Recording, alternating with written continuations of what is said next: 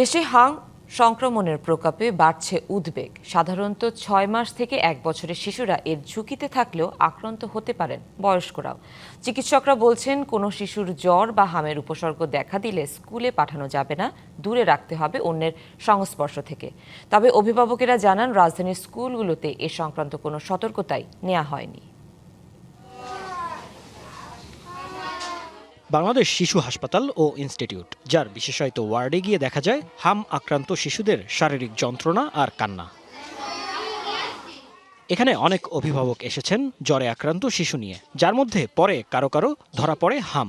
এখন জ্বর নাই, এখন শুধু হচ্ছে ওই যে হাম, সারা শরীর, মুখে, নাকে, চোখের এই যে এদিক দিয়েও তো দেখতেছেন। যেদিন আসছি সেদিন আবার র্যাশ উঠছে। র্যাশ ওঠার পরে এখানে আসছি, আর 8 দিন ধরে র্যাশটা কমে গেছে। অতি সংক্রামক এ রোগে শিশুদের বাইরে যাতায়াত সীমিত রাখার পরামর্শ দিচ্ছেন বিশেষজ্ঞরা।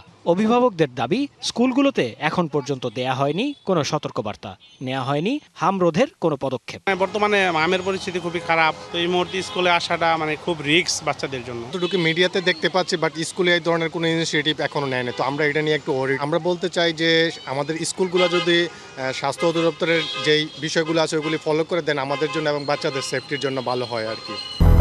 200-র বেশি সার্ভিস ও ফিচারে লেনদেনের সব বিকাশ অ্যাপে সম্ভব। চিকিৎসকরা জানান, প্রাথমিকভাবে জ্বর এবং তার ধারাবাহিকতায় শরীরে লালচে অ্যালার্জি ও চোখ লাল হলে তা হামের উপসর্গ হিসেবে ধরা হয়। হাম সবাই হতে পারে, জ্বর হবে, খুব জ্বর, 3 থেকে 4 দিন পর গায়ে র্যাশ ওঠে, 4 দিন আগে থেকে র্যাশ হওয়া 4 দিন পর পর্যন্ত ছড়ায়। বাচ্চা যখন জ্বর হবে নিজের, বাচ্চাকে আপাতত স্কুলে পাঠাবেন। এ সময় হাম এবং হাম পরবর্তী নিউমোনিয়া চিকিৎসায় দেশের সব চিকিৎসক ও নার্সদের বিশেষ প্রশিক্ষণের কথা জানান তিনি।